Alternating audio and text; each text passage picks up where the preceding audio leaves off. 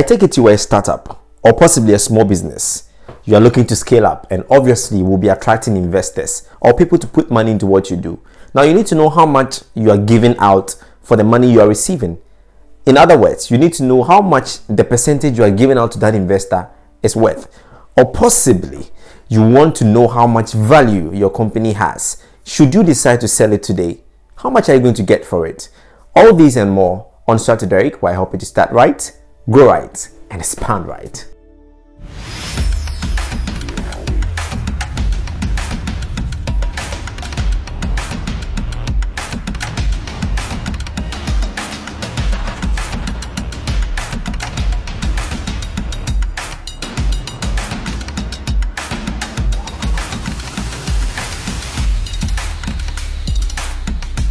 And I'm really excited to share these insights with you about company valuation, especially for those who are starting new businesses or running small businesses. Because over the time, I've had a couple of clients come to me complaining about what had happened in terms of the shares or percentage of shares they had given out to an investor, not properly valuing or not properly placing a value on those shares and just giving them out, and what had happened in the end. And these are things that are happening to most startup entrepreneurs or small business owners. So on this episode, I'm going to teach you some approaches that you could use to value your business, and then also some insights that I deem very necessary for you to know in the process of you valuing your company, maybe how often you should be valuing it and all of that. Because guess what? Your business is an investment you are making, and over time you want to know how your investment is faring. Up next on Start with Derek. The very first approach is the asset-based approach. Asset-based approach, as the name suggests, this is how you value your business based on the assets you have. Now here we are going to look at your balance sheet. You understand me? So the assets that your company has, I'm talking of assets in terms of both the physical assets and then the current assets. So the physical assets like your maybe your office space, your motor vehicles, your computers, your any tangible asset that your company owns, maybe in your warehouse, your manufacturing plants. We are going to place value on all of these things, how much they are priced based on the current market prices, or possibly how much you bought them for, and then you write the figures down. Also the current assets like the cash you have, the revenues you've made so far, the invoices you've sent out, your debtors, those who owe you, all of these things are part of your assets. Now interestingly, you can also value in terms of the assets approach.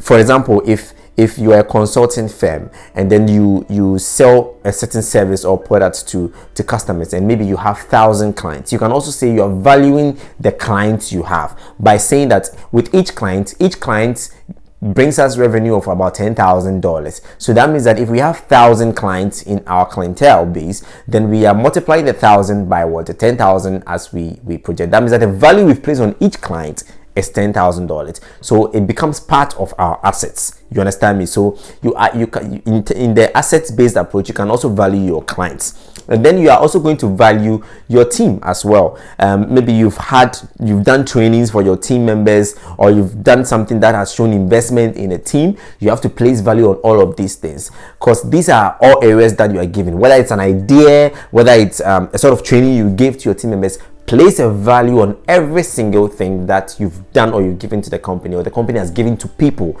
or people like the team or the customers and the likes. This can be part of your assets, because even in some instances, if you're a good brand, you can value the goodwill that you have. The brand's goodwill is also valued. So if you are going to value your business based on asset-based approach, you are valuing according to your current assets, your fixed assets, and even intangible assets like the ones I mentioned. You understand, like goodwill and these are all intangible assets. And don't forget, placing a value on your customers or your clients. So say if you sell a service or product to clients, and you have like 100 clients or 1,000 clients in your clientele, like I said, and you can say that each client brings you a revenue of 10,000. Yeah, so that means that's the value that client is bringing you. So that is the asset-based. Now, the second approach is the industry-based approach, where you're going to value your company based on the performance of the industry.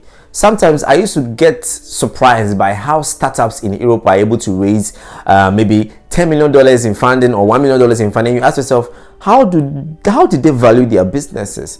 they value it based on the industry's performance. So if you are seeing that the global industry for maybe tech is projected to be this amount of money in the next coming years or in this year, then you can say that, okay, based on that, if I'm going to enter in such an industry and I look to have a 1% market share where I am or the location in which I find myself, then my company is valued based on that. In another episode, I'm going to show you how the simplest way to calculate your market share, how to know your market share percentage of the share you own of the total market space within the industry. So that is one approach you can use to value your business. What do you do when you're going to sell a car? You want to get the price right. So you know the price at which you want to sell it for, but then you also check with other sellers how much they are selling theirs for, and then now you check how theirs look from how yours look, whether yours look newer than theirs or theirs look newer than yours, and then you know how much to price it for. This is how you actually value a business. You can use this approach, which is the market-based approach. So you're valuing your business based on how other competitors are also faring or are also valuing their businesses. You would know how much other competitors are valuing theirs also from their balance sheets and the likes. You understand? But you are also supposed to have an idea of how much. You can follow the news. Sometimes there are news all over about how this company was sold for, how much this company was valued at, or how much this company raised in funding and all of that. If you follow these information, you have an idea of how much your competitors or other companies within your industry are being valued at, and you can also value your company based on the market share you have in that industry. Now, how often should you value your business? I recommend that at least every 6 months, try to value your business. Look at your balance sheets, look at how your company is performing in terms of its value. And you shouldn't only value your business when you are going to meet an investor. You should know these things upfront before even booking a meeting with any investor. You should know these details about your business, how much your business is worth, because if you are running a business, like I said, it's an investment for you, and you should know how much your investment is doing over time. That at this point, I started a business with 10,000 cedis, but at this point it's valued at 50,000 cedis. I've made a profit of 40,000. Should I sell it right now?